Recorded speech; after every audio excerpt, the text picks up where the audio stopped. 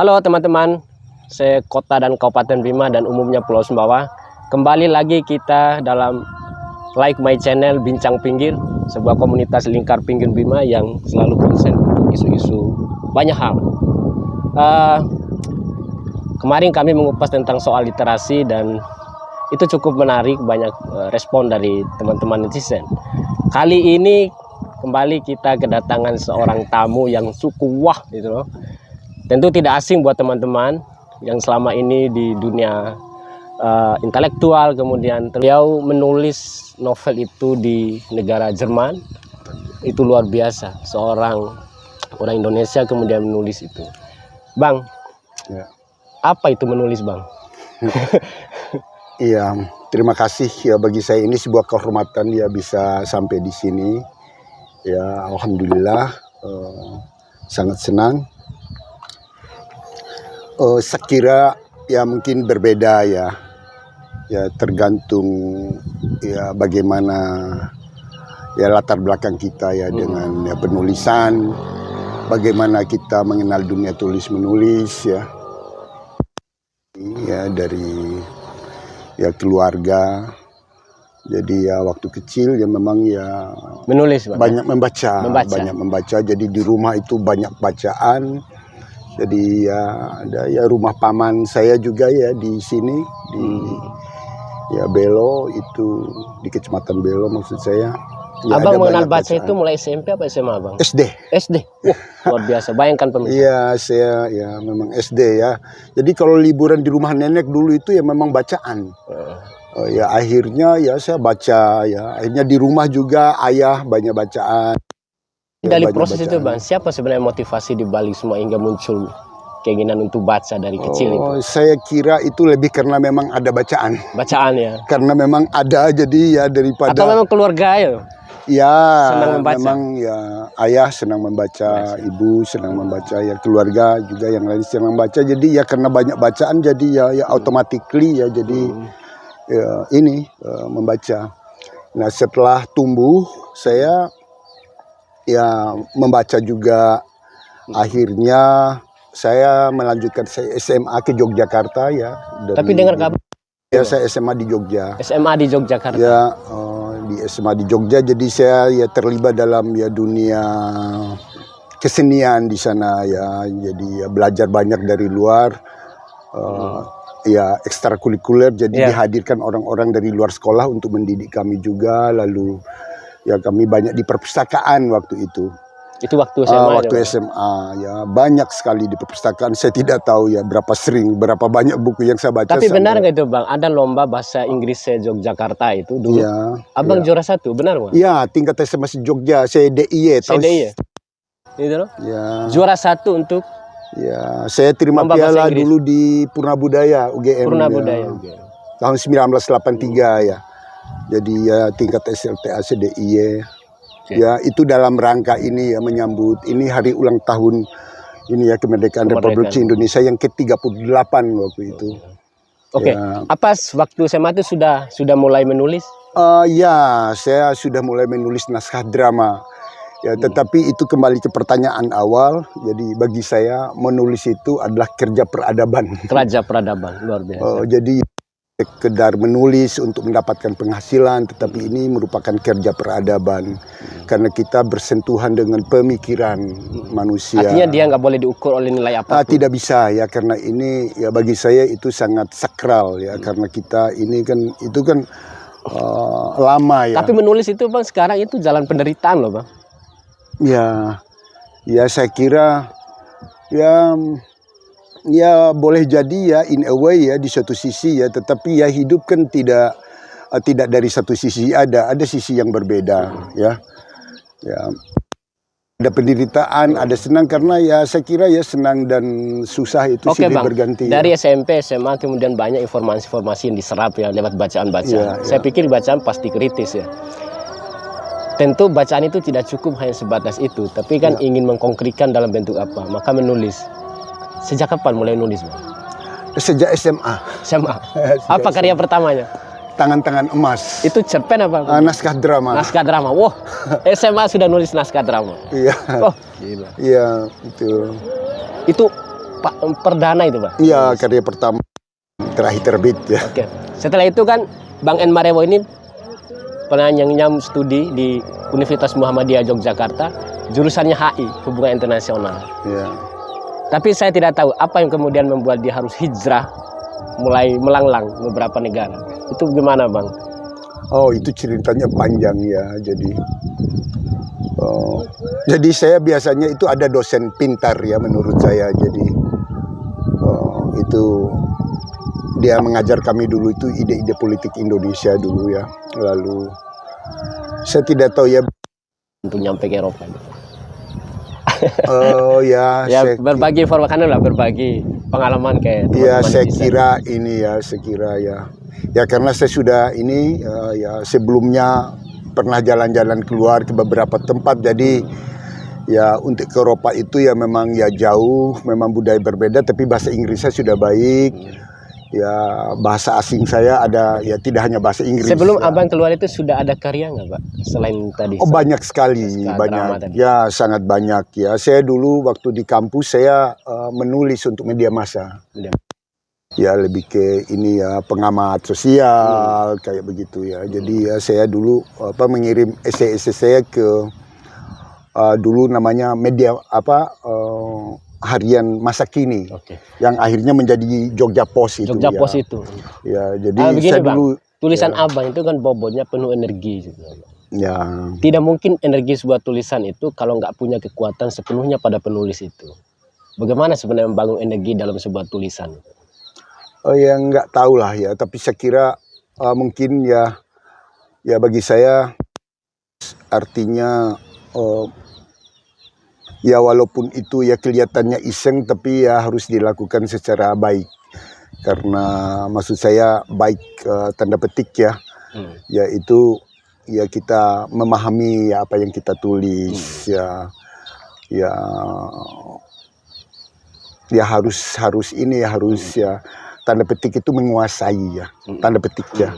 Jadi ya kita belajar ya tentang apa yang kita tulis, kita dalami apa yang kita tulis ya, karena itu akan dibaca oleh orang lain, investasi yang buruk ya. Tetapi bagi saya anggap ini ya hal yang mulia, menulis itu mulia. Jadi ya saya ya itu ya kerja share, kerja berbagi. Saya berbagi. Ya, tulisan Abang itu sangat nilai tendensinya itu cukup tinggi. Jadi spirit kemanusiaan itu cukup tinggi, terutama kritik pada perilaku etik kemudian terutama pada masyarakat ya, Bang. Jadi itu sebenarnya satu hal yang kami sorot ya, yang menjadi pembeda dengan karya-karya yang lain. Jadi apa sebenarnya, Bang, yang mau disampaikan ke teman-teman itu dalam mempengaruhi kehidupan itu, karena Abang mengatakan bahwa menulis itu adalah untuk peradaban. Apa sebenarnya yang pesan mau ingin disampaikan? Oh, saya kira itu kan tidak ada yang khusus ya, karena begini, menulis ini itu kan ini ya, jadi ya tergantung topiknya apa. Ya kalau topiknya apa ya mencari makna hidup misalnya kan ya itu ya bicaranya itu ya hal-hal yang filosofis ya, tidak menggurui ya, tidak menggurui. Biarkan aja ya, karena bagi saya itu pembaca lebih pintar. Biarkan dia bergerak. Iya, pembaca itu ya pasti ya jauh lebih pintar daripada penulis, karena jumlah pembaca lebih banyak. Iya.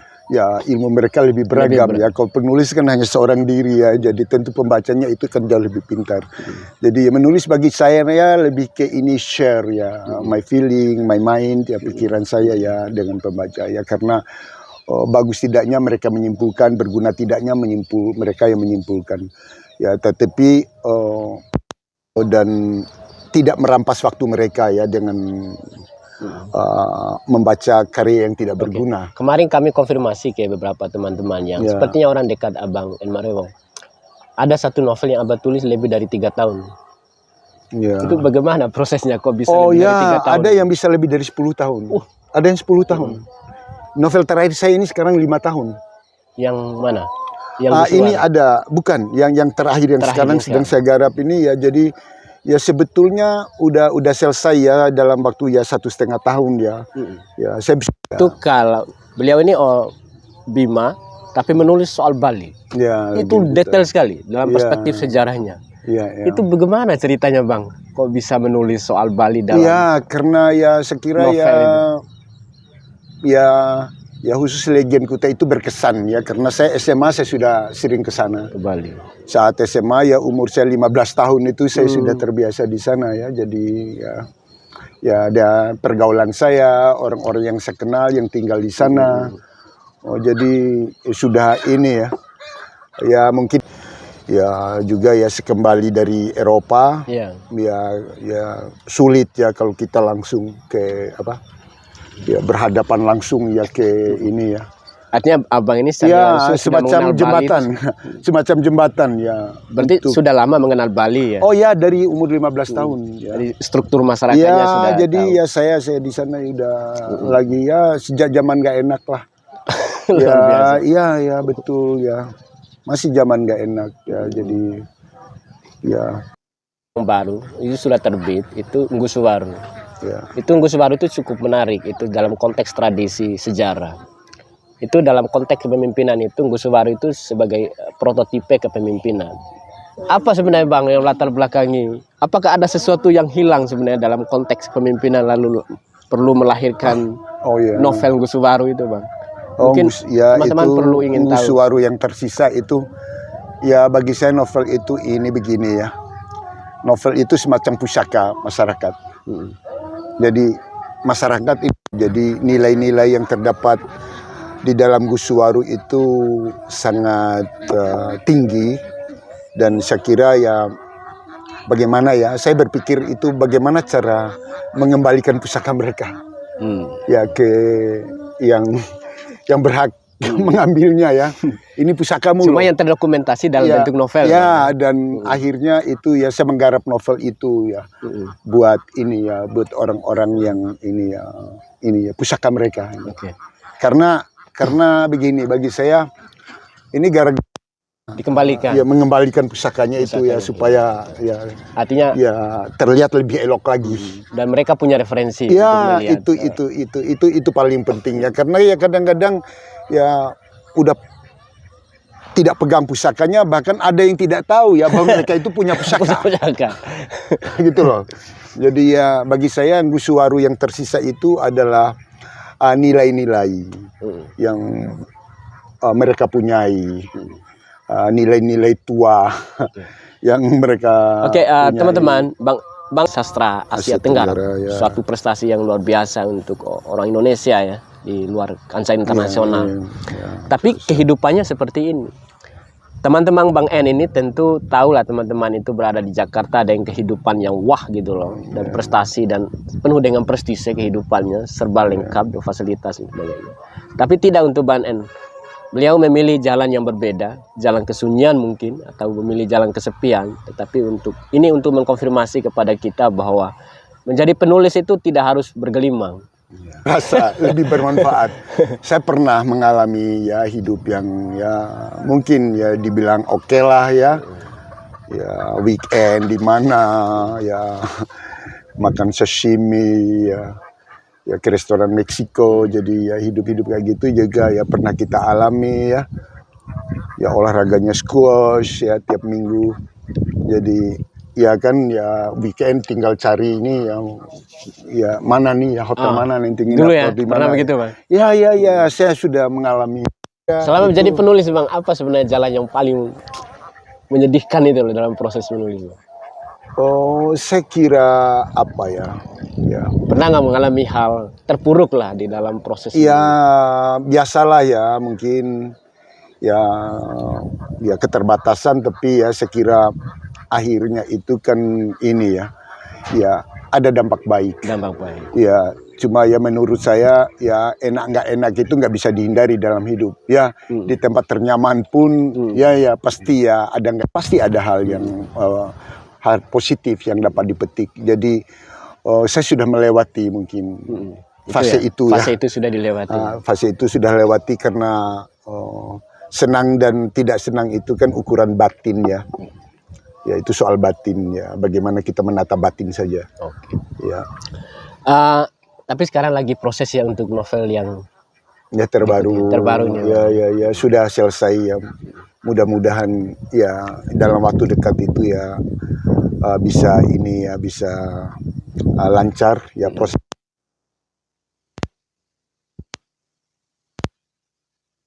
Sangat bermakna bagi saya ini yang terbaru. Jadi dengan topik atau tema yang 5 berbeda tahun ya. 5 tahun sedang 5 digarap. tahun. Tema yang berbeda. Itu bayangkan teman-teman. Tapi ini ya sekarang yang main isu di dalam di dalam novel ini lebih ke ini ya digital nomad ya, kehidupan digital nomad ya. Orang-orang yang podcast kayak begini, orang-orang yang ya kerja jarak jauh. Iya, semua pakai begini. Iya. Jadi hampir 80% saya menulis manusia ya banyak sekarang ya tentang itu ya, tetapi settingnya di luar ya. Ya paling settingnya di Kamboja, di Turki, di banyak tempat. Ya tapi lebih ke ini ya, kehidupan digital. Oke teman-teman, ini sudah agak gelap. Apa Bang terakhir mungkin pesan lah kepada para netizen itu?